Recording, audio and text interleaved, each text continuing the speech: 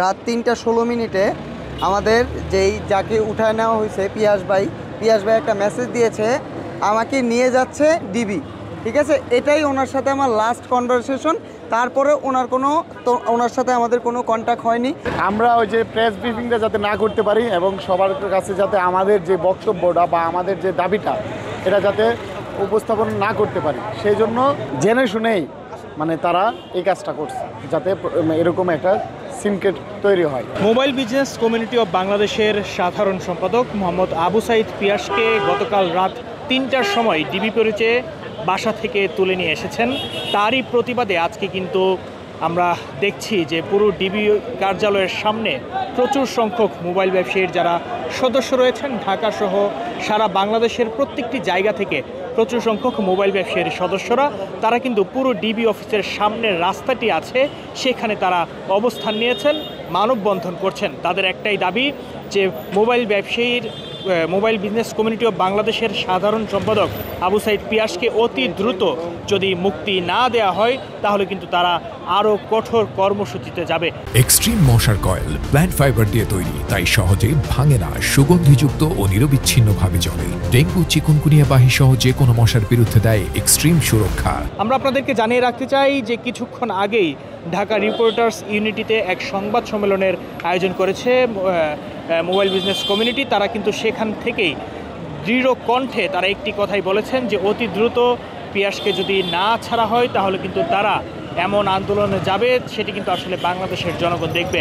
আপনাদেরকে একটু বিস্তারিত জানাতে চাই যে গত কিছুদিন আগে থেকে আসলে এই মোবাইল বিজনেস কমিউনিটির সাথে কয়েকটি জায়গায় কিন্তু আমরা দেখছি যে আসলে সরকারের পক্ষ থেকে কিছু ব্যবস্থাপনা, কিছু চুক্তি নিয়েই কিন্তু মূলত তাদের এই আজকের অবস্থান এবং গতকাল আজকে সংবাদ সম্মেলন করার কথা ছিল।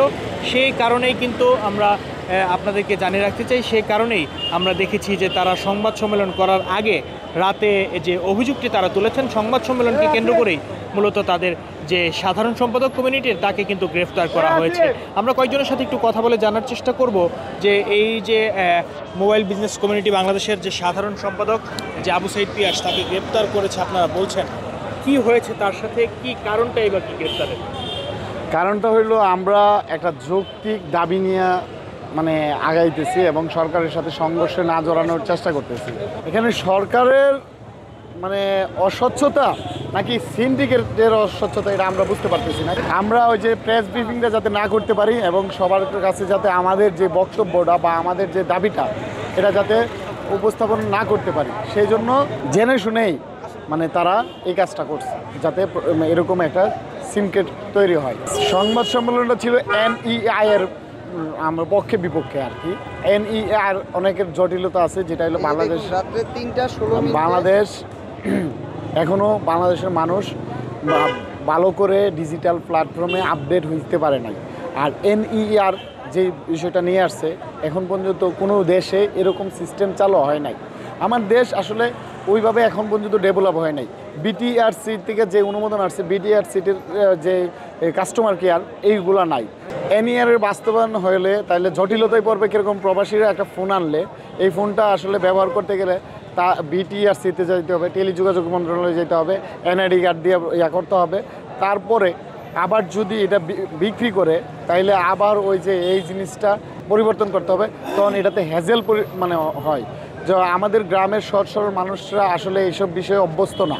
আমরা চাচ্ছি যে বিকল্প আসলে কি NEI যেহেতু সরকার সিকিউরিটি রিজন দিচ্ছে, তা আমরা মনে করি ফেসিস্ট সরকারের আমলে যেমন কথা একটা আছে না, যে যখন চালের দাম বাড়ছে তখন বলছে কি আলু খাও, আর যখন পেঁয়াজের দাম বাড়ছে তখন বলছে কি আপনারা পেঁপে খাও, আর যখন তেলের দাম বাড়ছে তখন পানি দিয়ে খাও।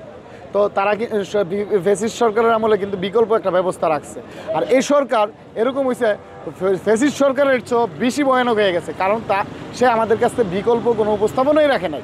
রাত ৩টা ১৬ মিনিটে আমাদের যাকে উঠায় নেওয়া হয়েছে পিয়াস ভাই একটা মেসেজ দিয়েছে, আমাকে নিয়ে যাচ্ছে ডিবি। ঠিক আছে, এটাই ওনার সাথে আমার লাস্ট কনভারসেশন। তারপরে ওনার সাথে আমাদের কোনো কন্ট্যাক্ট হয়নি। ওনারা যদি তাকে উঠায়ও নিয়ে যায়, ওনারা স্বীকারও করছে না, কোনো কিছুই বলছে না, ইনডাইরেক্টলি স্বীকার করছে। আমাদের সিনিয়র নেতৃবৃন্দ যারা আছে তারা ভিতরে গিয়ে তারা কথা বলছে। এখন পরবর্তী নির্দেশনা তারা আসার পরে আমাদেরকে জানানো হবে কি হবে।